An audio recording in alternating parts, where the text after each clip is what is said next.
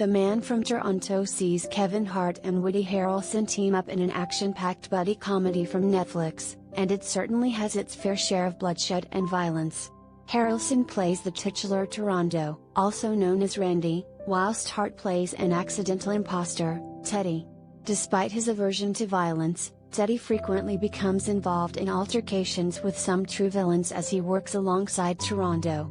The film features many action scenes where the men are often found battling in a fight to the death, but underneath all the tough guy demeanors is the women who drive them.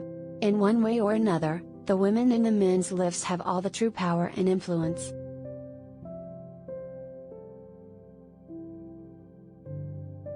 Collider video of the day.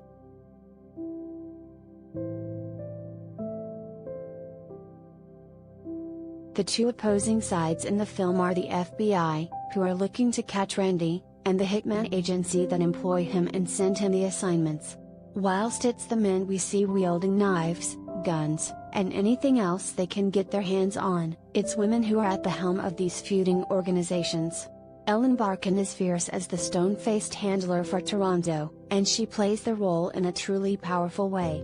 The handler is responsible for all the assignments for her hired killers, and it becomes clear that there are many men working for her across the globe. It's a refreshing sight to see a woman at the top of the organization with so many men working under her command. These are not just ordinary men either, they're some of the most dangerous on the planet. This highlights the power she holds, since these incredibly physically capable and deadly men all respect her authority. With that being said, she is very physically capable herself, and quite frightening when she becomes enraged. We see her taking matters into her own hands at one point as she tries to finish the job her hitman couldn't, and the shot of her wielding a rocket launcher truly encapsulates her power.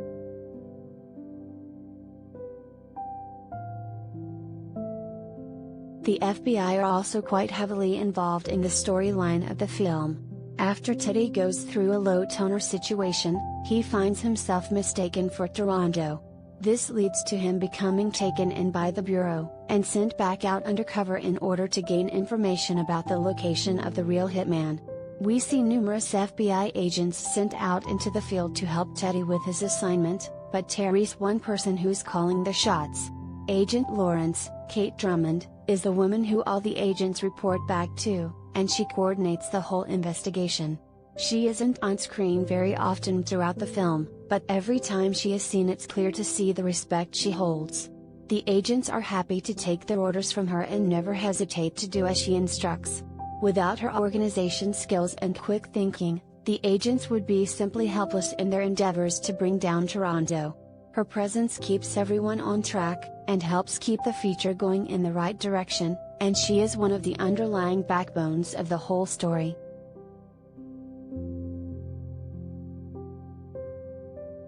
Teddy's driving force throughout the whole film is his wife, Daniela, Leila Loren.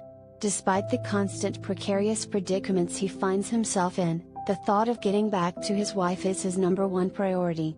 He becomes spurred on by this thought, and despite the imminent danger he frequently faces, it is her who he is thinking of. We see a plethora of fight scenes involving Teddy, and his squeamish instincts are alleviated as he realizes what he must do to make it back to Daniela.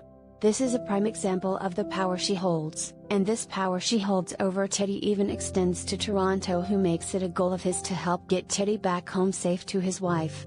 Daniela's influence here is a major part of the plot, and would simply leave Teddy lost with no direction.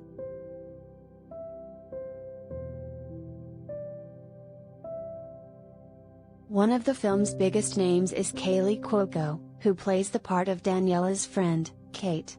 She is yet another example of how the female influence changes the film, or more specifically how it changes the characters. She becomes a minor love interest for Randy when the two first meet at what is essentially a double date with Teddy and Daniela. Prior to this meeting, we don't see much, if any, humanity under the tough, mysterious exterior of Randy.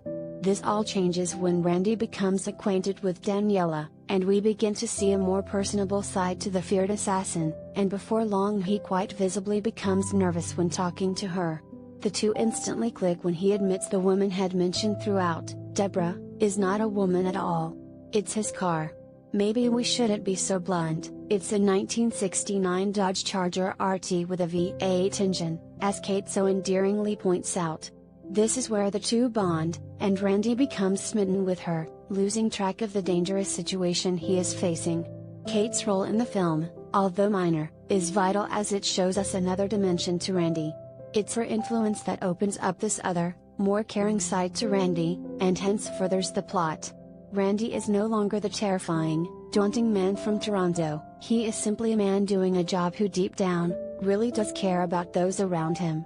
This development in his personality makes the film a little more relatable and allows his friendship with Teddy to come to the fore.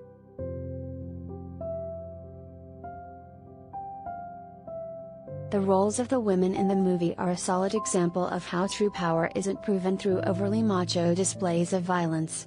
It is instead gained through a more personal and emotional manner, and garnering the respect of those around goes a long way to acquiring real power. The influence of the women in The Man from Toronto keep the whole film together, and without their characters, it would have simply been a chaotic masculinity contest with no clear direction.